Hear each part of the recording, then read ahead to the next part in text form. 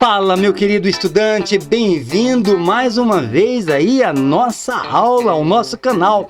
E hoje abordando uma aula muito importante. Não perca essa aula de jeito nenhum, tá bom? Essas aulas vão te ajudar demais, sem contar os inúmeros vídeos produzidos de história para te ajudar na formação do conhecimento geral em história. Portanto, inscreva-se em nosso canal, curta os vídeos e deixe sempre o seu comentário. Eu sou o professor Macari com mais um Play História para você.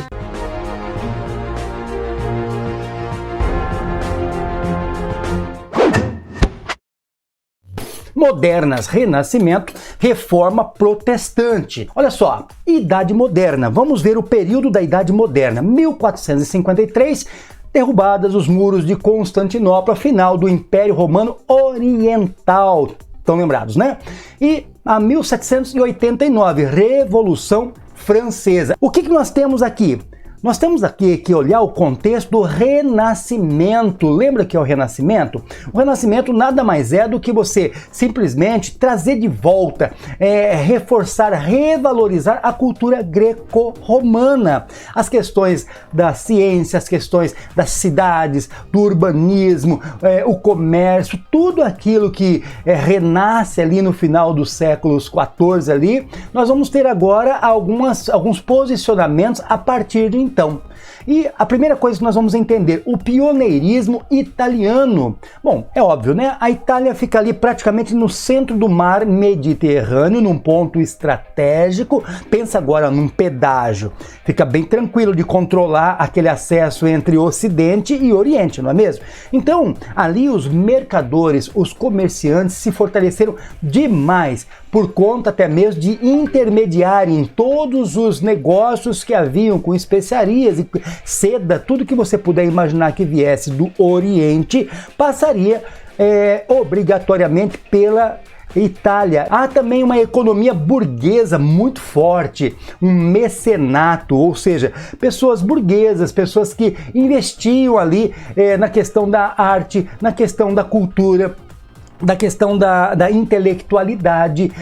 Tudo isso aí vai reforçar demais o Renascimento, que vai, de certa forma, ofuscar, sem dúvida nenhuma, a questão da Idade Média, porque vai trazer novos pensamentos, o pensamento individual, o direito de você poder pensar do jeito que você quiser pensar sobre tudo. Por conta deles estarem fazendo esse entreposto entre Oriente Extremo, Oriente Médio e a Europa, eles têm uma troca cultural muito forte. Vamos lá então. Algumas características interessantes do Renascimento que você não pode esquecer. Negação da cultura medieval. O Renascimento vai negar, por quê? Porque há uma revalorização da cultura greco-romana e é estabelecido assim o antropocentrismo. Vamos entender, antropocentrismo, ela não tem a ver com falta de fé, não tem a ver com não acreditar em Deus. Antropocentrismo tem a ver com responsabilizar os homens pelas suas atitudes. No teocentrismo, se deixava tudo a cargo de Deus. Tudo era Deus, tudo era vontade de Deus, veio a praga é a vontade de Deus, veio a bonança é a vontade de Deus. O homem é parte do processo dos direcionamentos que ocorrem no mundo, nos fatos, nos acontecimentos. Isso se chama antropocentrismo. Dentro do antropocentrismo existe um movimento chamado humanismo. Há uma super mega valorização na intelectualidade humana, ao ponto de muitas vezes negarem Deus, surgirem o ateísmo. Há um racionalismo muito, muito forte em detrimento da fé e, é claro, a ideia de que a Terra não é mais o centro do universo. Nós vamos deixar de lado o geocentrismo e vamos passar a pensar no heliocentrismo. O sistema solar, o Sol, seria ali o centro do universo, né? Hélio quer dizer, tem a ver com o Sol, centrismo, o centro ali, porque a partir desse raciocínio poderia-se então descobrir muitas e muitas outras coisas relacionadas ao universo. Nós já falamos um pouquinho do mecenato, também é uma característica muito forte, porque eles patrocinam as artes, patrocinam moderno, o intelectualismo, isso aí cria um senso crítico bastante forte.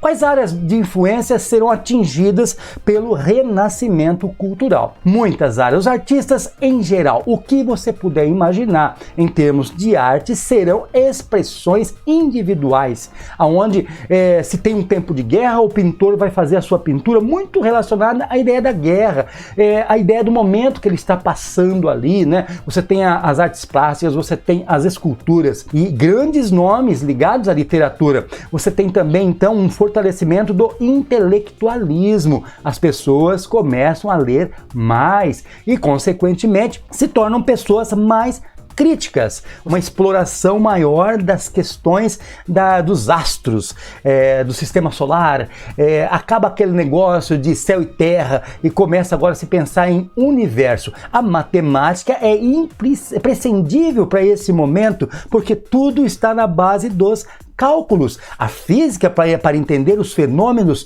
ocorrentes na natureza, e tudo vira ciência, a história vira ciência, tudo vai virando ciência, todos os experimentos que vão acontecendo, nós vamos falar logo mais ali, vai virando ciência, é o renascimento, é o fortalecimento da ciência. Olha só agora, o que acontece no meio disso tudo?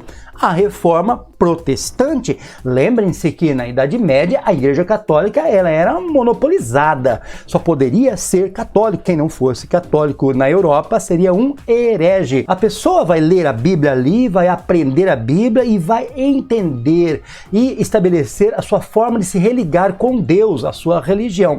Esse período é uma transição do feudalismo para o capitalismo, e o protestantismo acaba sendo uma grande mola propulsora para o capitalismo, visto que se tinha muito mais liberdade de se ganhar dinheiro do que no catolicismo, que tinha a questão da usura, tinha várias questões ligadas que engessava de certa forma o crescimento do capital. Agora aqui não, e por conta disso vai vir as doutrinas muito interessantes, que nós vamos falar logo mais, que vai fortalecer ainda mais a ideia do capitalismo. Há um questionamento do catolicismo, ou seja, da religião do momento, a religião que já vinha há muito tempo sendo a oficial da Europa. Questiona-se as indulgências, que são as vendas de perdão pelos pecados, são vendidos ali, documentado e assinado pelo Papa, né? Dependendo do valor, você poderia ter muito tempo de pecado extinguido. Você tem a corrupção intelectual mesmo, uma vez que as pessoas não têm acesso à leitura da Bíblia, eles começam então a trazer pensamentos que não têm nada, absolutamente nada a ver com a Bíblia, e acabam impondo isso à sociedade, uma sociedade iletrada. Isso aí facilitará muito a ação dos corruptos dentro da igreja.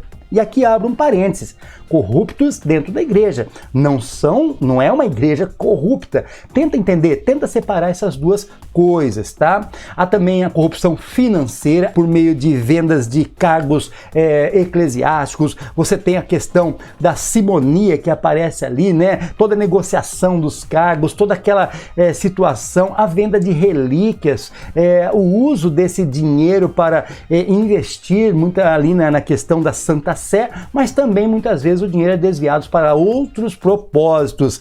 E a ideia da salvação pelas obras. Lutero vai trazer a ideia que a salvação não é pelas obras, as obras não se justificam, mas a fé sim, crer, porque só Jesus, só a obra de Jesus é que realmente pode salvar. E aí nós temos esses camaradas que nós já conhecemos, né? Martinho Lutero, na Alemanha, o grande precursor.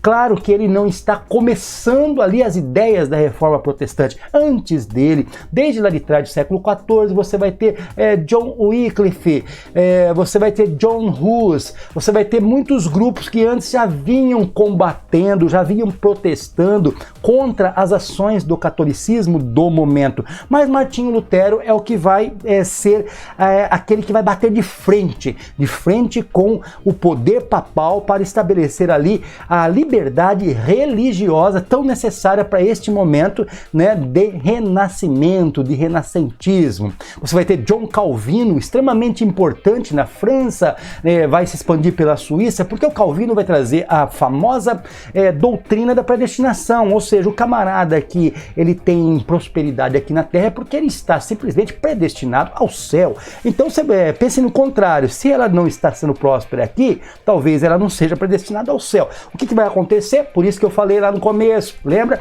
Impulsionou o capitalismo. As pessoas não querem ficar dentro da igreja com cara de pessoas não prósperas, então elas vão trabalhar mais, dormir melhor, vão se casar, formar famílias, vão beber menos, vão ficar saindo nas festas menos e vão investir mais no trabalho, no dinheiro, no tempo, economizando mais também, naturalmente se tornarão mais prósperas, porque todos querem ter o aspecto, as características de um salvo, um predestinado à salvação. E é claro, nós não podemos esquecer ali de Henrique VIII, que fez com que a Inglaterra fosse basicamente a primeira nação a romper com o Papa. Por questões pessoais ali, ele rompe com o Papa e transforma a Inglaterra num país protestante ou anglicana. É um segmento. Agora não se tem mais um controle papal. O próprio Henrique VIII, ele assumiu assim a forma de cesaropapismo. Ao mesmo tempo que ele era o rei, ele também era o líder da igreja. E agora, para fechar, Contra-reforma, isso é importante. O que é a contra-reforma? Seria então, a igreja agora vai ceder às questões protestantes? Não, não vai ceder. Ela simplesmente vai criar elementos, vai fazer sim algumas reformas, mas com um objetivo: conter o avanço protestante e, é claro, a evasão do catolicismo. Muitas e muitas coisas mudarão, mas as essenciais que Lutero realmente queria, isso não vai mudar muito, como por exemplo a ideia de imagens, a ideia de relíquias, essas coisas vão continuar, e a ideia também da Bíblia, né? Só as escrituras. Não, a igreja ainda será acima da Bíblia, né? Por várias questões que vale muito a pena estudar. O nosso próximo assunto agora aqui, vamos lá, dentro da história moderna nós temos aqui a Revolução Científica. Olha só o contexto, século XVII, então nós estamos naquele momento de muita impulsão do individualismo, do senso crítico, da liberdade de expressão. É uma luta, não há uma aceitação plena no primeiro momento, é um embate nesse momento, mas ela está crescendo.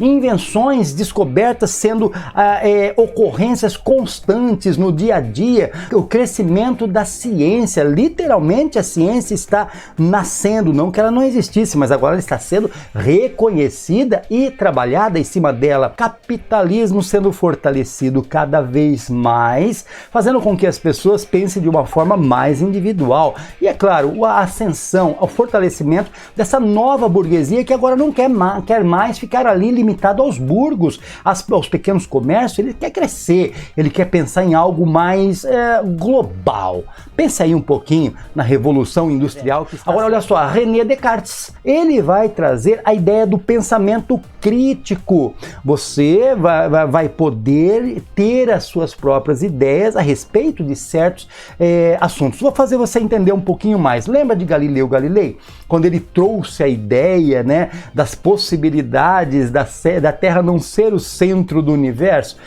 Coitado, né? Foi condenado pela Inquisição. Agora, aqui não. Aqui o fortalecimento faz com que a igreja perca muito desse poder de crítica, porque está havendo grandes nomes na ciência que estão se despontando, fortalecidos pelo Renascimento.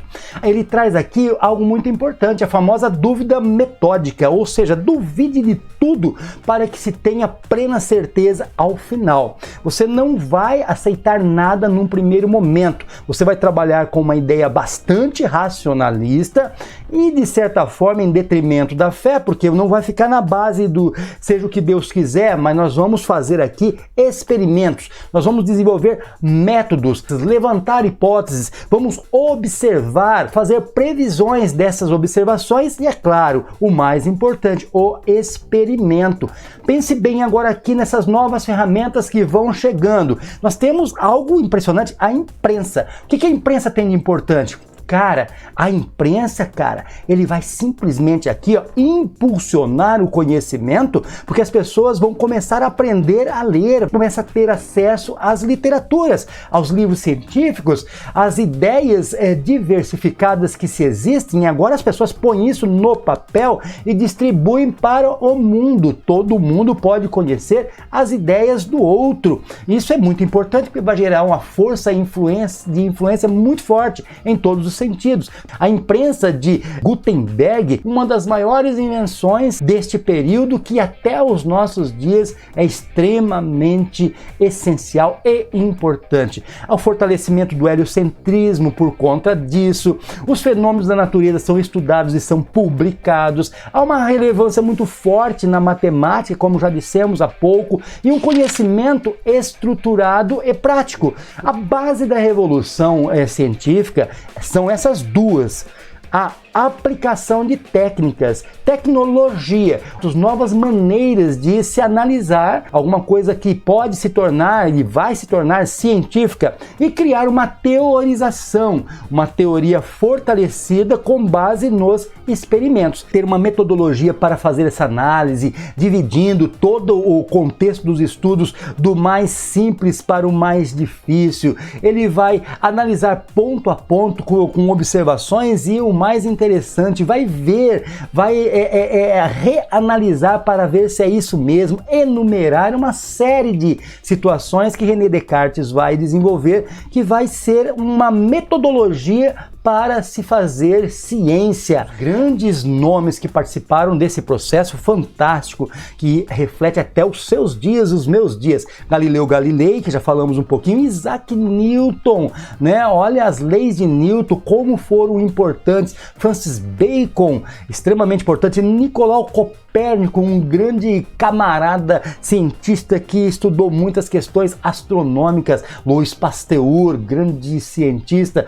Francesco Red, todos esses caras aqui, dentre muitos outros, eles foram renomados na questão da ciência, trazendo ideias, teorias em todos os sentidos. Colonização das Américas. E a colonização das Américas também foi um processo a qual as tecnologias avançadíssimas que levaram às grandes navegações fizeram com que as Américas fossem descobertas, que não eram Américas ainda, né? Isso aí é um nome em homenagem ao grande Américo de Vespúcio, que descobre que essas terras não têm nada a ver com as Índias orientais, mas tem a ver exatamente com um novo continente. O contexto aqui é o antigo sistema colonial. Ele envolve o pacto colonial, onde a colônia só pode negociar com a sua específica metrópole, Brasil, Portugal. Inglaterra vai ser a metrópole, então, aonde hoje nós conhecemos como Estados Unidos, toda a Espanha ali, né, tendo todos esses territórios coloniais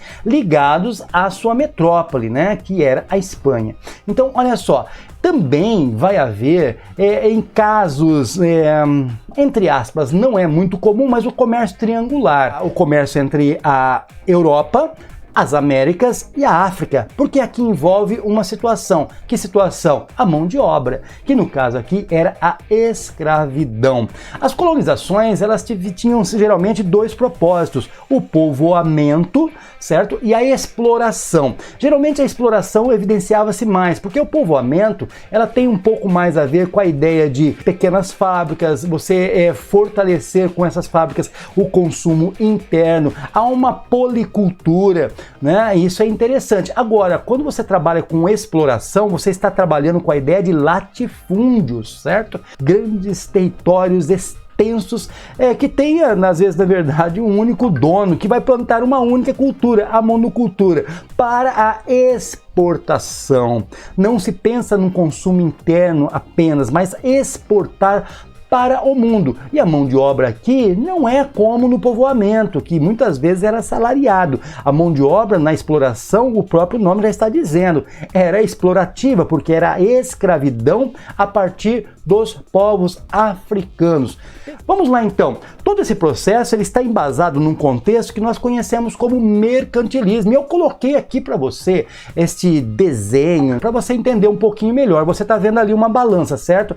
Mercantilismo tem a ver com isso. Você importa menos e você exporta mais. Há um aumento nas exportações. Isso aí é fazer com que a balança comercial fique favorável. Você vende muito mais do que compra, consequentemente sobra muito mais dinheiro. E o Estado fica forte por causa desta sobra de dinheiro, essa sobra de metais preciosos, esse acúmulo de metais preciosos faz com que então o Estado fique cada vez mais forte. Há um protecionismo, um nacionalismo econômico, ou seja, os produtos nacionais nacionais, eles são protegidos, porque todos que vêm de fora, eles são sobretaxados, são colocados com preços mais caros, e as pessoas, para se ter preferência pelo produto nacional. Aumento das taxas alfandegárias por conta disso, leis pragmáticas, né? São leis, é claro, com um propósito muito simples, manter o Estado fortalecido, um desenvolvimento maquinofatureiro, né? Então você vai ter ali as máquinas começando a funcionar, mas há também a ideia dos monopólios, como já dissemos, a questão do pacto colonial. E o colonialismo, claro, né? Você colonizar ali as terras que vão se encontrando, certo? Vamos falar primeiro da América Espanhola. Na América Espanhola, você vai ver ali que ela pega toda a América Central e uma grande parte do oeste da América do Sul. Toda essa extensão territorial, ela tem um formato geográfico bastante complicado, muito litoral, estreito e longo. Neste caso, a Espanha vai colocar então 4 vice-reinos. Olha o nome, vice-reinos. É como se ele colocasse 4 vice-reis para poder cuidar de toda a parte administrativa da colônia. Também precisa de ser protegida militarmente. Cria-se então 4 capitanias gerais. Essas capitanias gerais vão cuidar da proteção, das questões de segurança, da questão militar de todo o território hispânico. Faz-se os Conselhos das Índias, né? Ou seja, aqui é chamado de Índias também. Conselho das Índias é para que se possa então organizar, administrar as comercializações que existem entre a Europa e essas novas terras descobertas, as Índias Ocidentais, porque já tinha antes as Índias Orientais. As casas de contratação, que vai fazer toda a organização administrativa também de todos os setores de desenvolvimento dentro da colônia. As audiências que cuidavam da questão da justiça, os cabildos, que é o que nós conhecemos hoje como Câmara Municipal. Nós temos que destacar 2 formas de trabalho. A mita, que já existia, né? Já existia povos que tinham o costume de trabalhar em prol dos seus deuses. Então os espanhóis vão aproveitar muito bem esta ideia para que esses povos nativos aqui trabalhem, mas de forma compulsória, na verdade tirando vantagem daquela crença que eles já tinham. E tinha também a encomienda. Esse era meio grave, porque olha a palavra encomienda. Já ouviu falar da ideia de encomendar uma alma? Sim. Então você tem aqueles povos nativos que precisam de alguém para falar com Deus e encomendar a alma dele, no caso dele morresse, para ser salvo. Então as pessoas trabalhavam ali para serem salvas, né? Muitas vezes. E elas se sujeitavam, claro, que não de forma passional, mas à escravidão. Isso envolve os indígenas, principalmente chamados ali pelos europeus, os nativos aqui da terra, aqui da América Hispânica. Vamos andar um pouquinho mais. Como que é a sociedade? A sociedade é dividida entre chapetones, que são os colonizadores espanhóis que vieram com suas famílias e se instalaram aqui. Os seus filhos nascem aqui, mas são filhos de espanhóis. Eles são chamados de crioulos.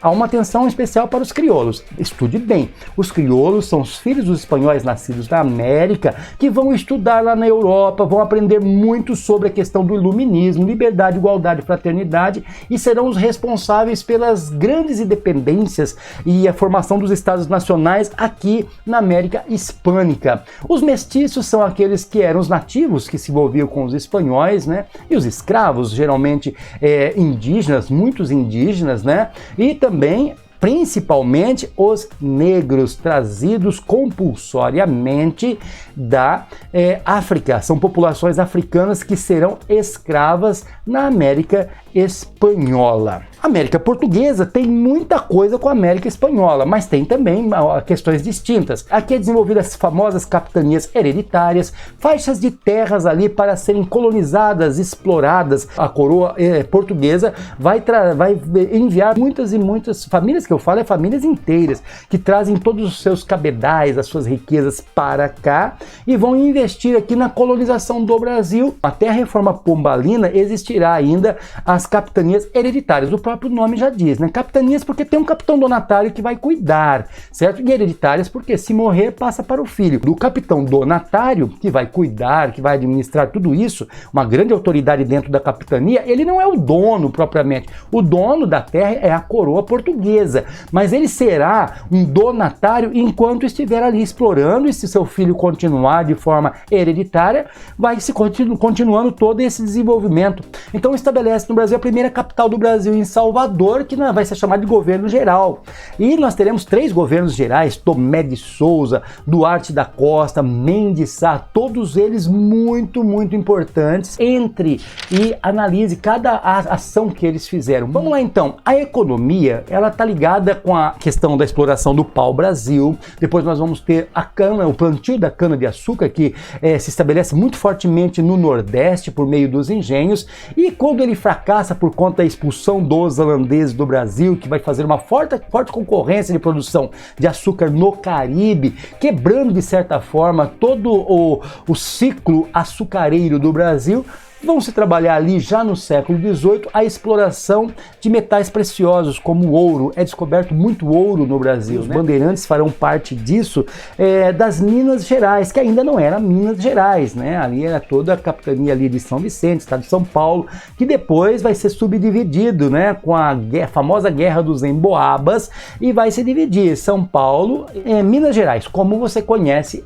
hoje. Houveram algumas invasões no Brasil também nesse período. Nós temos as invasões holandesas que aconteceram em 2 momentos. Em Salvador em 1624, por 1625 foi tomada pelos holandeses, mas acabaram sendo expulsos. Mas em 1630 eles vêm com tudo, se fortalecem e conseguem ficar até 1640 estabelecidos no Nordeste brasileiro. As invasões holandesas se dão justamente porque há a famosa União Ibérica. Estude um pouquinho sobre a União Ibérica, tá? Brasil agora, ela está dominada totalmente por um único rei, e esse rei é espanhol. A Espanha, como coordenava, como administrava o Brasil, em todo o Brasil neste momento, porque o trono português estava vacante por causa da morte de Dom Sebastião numa guerra lá no Marrocos. Então, neste momento, a Holanda ela perde o acesso ao Brasil, e ela tinha feito muitos investimentos no Brasil. Elas foram impedidas de continuar com aquele relacionamento que existia entre Holanda e Portugal, porque agora quem dominava aqui era a Espanha,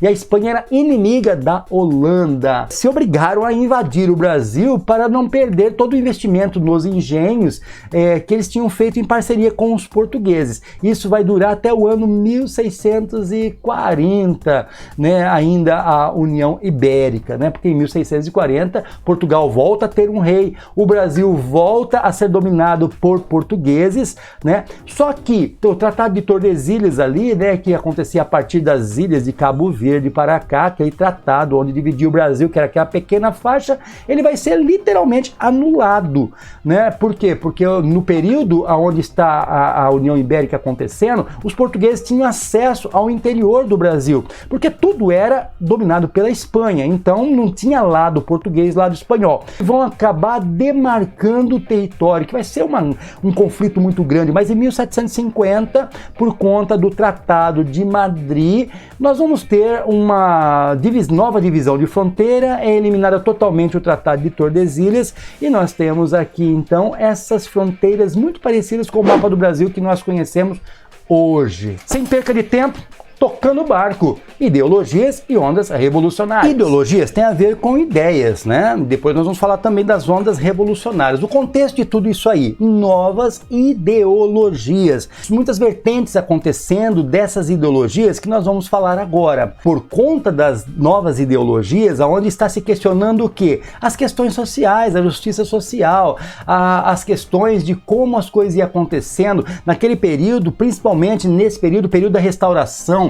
Napoleão havia sido derrotado, formou-se ali no Congresso de Viena, todos aqueles princípios para tentar fortalecer e trazer de volta o absolutismo, que conseguiu se reestabelecer de certa forma, que é o famoso período da restauração, 1820, 1830 e 1840 nós tivemos ondas revolucionárias muito fortes, burguesas, para combater essas forças conservadoras do absolutismo, que queria manter os seus privilégios ali. Eram forças liberais versus forças conservadora. Os liberais burgueses lutavam contra o reestabelecimento do absolutismo na Europa. As vertentes de pensamento são diversas, nós vamos destacar algumas aqui importantes. Vertentes do socialismo, o famoso socialismo utópico, onde se pensava num mundo melhor, numa justiça social, numa igualdade ou tornar igualitário ali a sociedade perfeita, a sociedade que era coletiva, tudo era bom para todos, todos tinham tudo, não faltava nada. Então se pensava nesse tipo de socialismo. Com o tempo veio ali, então a partir do século XIX também, né, as ideias mais conhecidas hoje, marxistas, elaboradas por Karl Marx e Engels. Ele vai desenvolver a ideia do materialismo histórico, ou seja, a força de produção materialista mesmo é que vai mover o mundo. Não existe assim, na verdade é a produção que move os caminhos do mundo, não são os pensamentos que movem para a produção ou os caminhos do mundo. Então esse materialismo histórico ele vai ser muito forte, de acordo com que se tem um modo de produção, assim serão os direcionamentos da sociedade. Você tem a mais-valia, que era uma ideia de valorizar o trabalho daqueles proletariados, das pessoas que eram operárias, das pessoas, dos camponeses, que sejam mais voltados para a ideia da indústria, porque eles estão observando aqui a questão da Revolução Industrial, as explorações que aconteciam por parte da burguesia em cima do proletariado. Então, na verdade, a mais-valia seria o quê? A participação proporcional dos trabalhadores na produção das mercadorias, dos produtos. Se o burguês tem um lucro acima do que deveria ter, porque o trabalhador produziu mais, ele deveria participar deste lucro, o trabalhador. Então deveria ter então a luta de classes, a classe trabalhadora, o proletariado sempre impondo ali para que pudesse criar então uma sociedade coletiva, vamos dizer assim, todos assim trabalhando pelo bem social de todos. Mas para isso, num primeiro momento, teria que impor a ditadura do proletariado. As ideias são até interessantes, mas quando se põe na prática, aparece a figura do ditador. E sabe, ditadura nunca é bom para lado nenhum, nem para o lado socialista, nem para o lado liberalista. Isso não é legal, né? E realmente é o que aconteceu. Por isso tivemos tantos problemas ali no estabelecimento da política socialista até hoje, com muitos problemas de mortes, genocídios, mas não aconteceu só no socialismo, ela aconteceu também nas outras vertentes, de direita, extrema também. Agora, olha só, você tem ali também um outro tipo de pensamento socialista, que é o pensamento socialista católico. Eles concordavam com isso que Marx estava dizendo, mas não queriam as lutas de classes, não queriam os embates, enquanto Marx, ele queria, né, através mesmo do Manifesto Comunista, que ele fala simplesmente em revolução com luta armada, armas na mão, né, para lutar contra a classe dominadora. O utópico não diz como fazer isso, ele quer um mundo perfeito, mas não diz como fazer. O científico já diz como fazer, é pegar em armas, fazer a revolução e tá tudo resolvido. E o católico, na verdade, não tem muito coisa meio que pelo paz e amor, e sabe que no mundo não funciona. Muitas vezes isso não é tão bem aceito como deveria, mas não é. O liberalismo ele já trabalha mais com uma ideia de ideário iluminista no seguinte sentido: o individualismo, o indivíduo, é a questão da meritocracia. Se o indivíduo estuda, ele vai se formar, ele vai ganhar mais. Se ele trabalha mais, ele ganha mais. Trabalha menos, ganha menos. Se não trabalha, não ganha. É assim que funciona, né? Há a ideia da propriedade privada. Em contrapartida, lá no socialismo, é um combate contra a propriedade privada, porque a propriedade privada individualiza. O cara agora tem uma casa que é dele. Não, a casa é do Estado, o Estado que vai organizar. Isso no socialismo. Aqui não, aqui a casa é sua, o carro é seu, a conquista é sua, porque há uma super mega valorização do trabalho. O que você ganha no trabalho é seu e não deve, se você quiser, de forma compulsória, dividir com ninguém, a menos que você queira fazer isso de forma voluntária. Então há um fortalecimento da ideia da livre concorrência. independência, quem não tem não se estabeleça. Há também aqui uma ideia de não ter intervenções do Estado na economia. A economia por si própria, ela caminha, ela vai tomando o seu formato, como se uma mão invisível estivesse levando a economia pelos rumos que ela deve ir naturalmente. Então é meio cruel, né? Claro, porque também provoca distanciamento social. Nem todos têm o mesmo pique para ganhar dinheiro. Existe a questão de ter um pouco de sorte, um pouco mais de privilégio, preparo, tem tudo isso. Lá no socialismo, discute-se a ideia de que o Estado deve intervir em tudo para comandar esse equilíbrio social igualitário. O nacionalismo. Nacionalismo é importante. Pense no Brasil. Brasil, colônia de Portugal. Então ela está sendo subjugada por outra nação, certo? Então, nesse caso, o nacionalismo ele vai defender a ideia da independência. Agora vamos pensar na Alemanha. Aquele 39 estados independentes ali, cada um lutando por si, né? E você tem só o norte industrializado.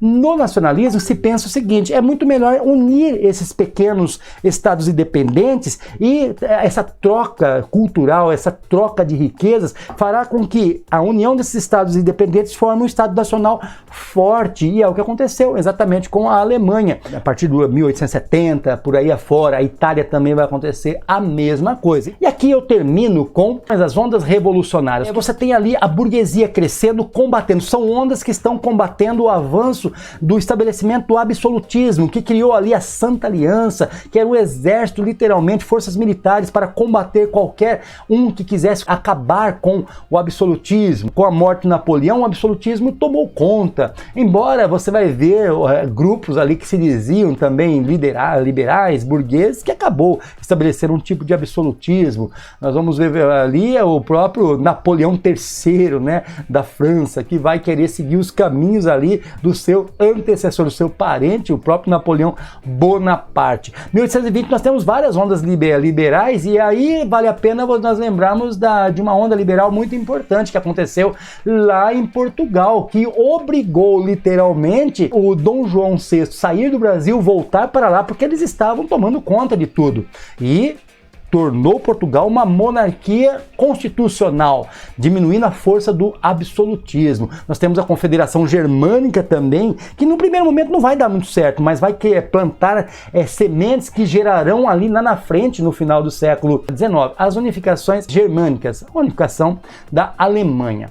Muito bem, em 1830 nós temos a França também derrubando ali reis absolutistas, tudo por meio das revoluções. E por fim, nós temos ali a Primavera dos Povos, que vai ter um elemento a mais. Agora você tem as pessoas liberais combatendo contra as forças conservadoras absolutistas, certo? E você tem aqui também pensamento socialista em alta, né? E muito importante 1848, porque de certa forma ela vai projetar o socialismo para o mundo, vai derrubar literalmente, enfraquecer totalmente o absolutismo, pondo então fim, entre 1 milhão de aspas, claro, ao absolutismo dos reis. Agora as monarquias todas serão constitucionais, parlamentares e não simplesmente absolutistas, onde o rei praticamente poderia estar muitas vezes acima da lei. Beleza, vamos falar do Brasil imperial e dependência. O que nós temos na pós-dependência? 1822, nós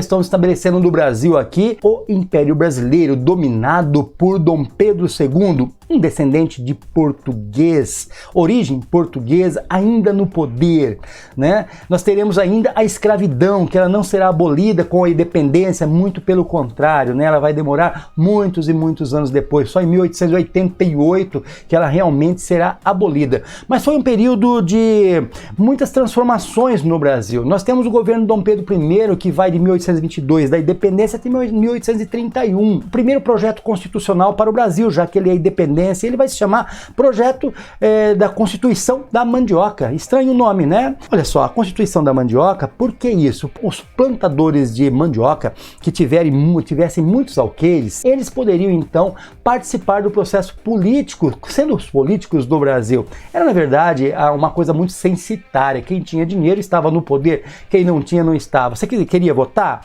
O voto seria censitário também. Se você pode não ter uma plantação de mandioca, então você não vai ser político, político, mas você vai votar. Mas você tem que ter uma renda de uma plantação de 150 alqueires de mandioca, é muita coisa, né? Então eu sou médico, mas eu ganho o equivalente ao plantio de 150 alqueires de mandioca? Não, então você não vai votar. E diminuía bastante o poder de Dom Pedro I, que não gostou nem um pouco, mandou fechar ali aquela Assembleia Constituinte, andou até prendendo alguns camaradas ali e resolveu anular. Não deu certo esse projeto, mas ele então, o que ele fez? Outorgou, impôs uma outra Constituição, aonde tinha nesta Constituição de 1824 o poder moderador. Foi a primeira Constituição do Brasil, mas ainda no período imperial. O voto seria censitário, né? Teria sim que ter condições financeiras, ser alfabetizado, tudo para poder votar, senão você não votava. O voto também era aberto, tá? Você falava, vou votar, né, em alguém.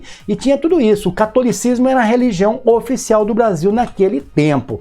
Há também muitas revoltas, como a Confederação do Equador, que vários estados do Equador querem separar-se do Brasil e formar ali uma república. Eles não querem uma monarquia. Isso demonstra que nem todos ali estavam satisfeitos com a ideia de um governo imperial. Temos a Guerra da Cisplatina. Nós perderemos um território importante que havia sido conquistado, que hoje você conhece como Uruguai. A Guerra da Cisplatina, ela tinha ali como aquela região toda da Cisplatina, era cuidar principalmente da ligação que o sul do Brasil, sul extremo do Brasil tinha com acesso ao mar. Então toda aquela região ali era muito disputada.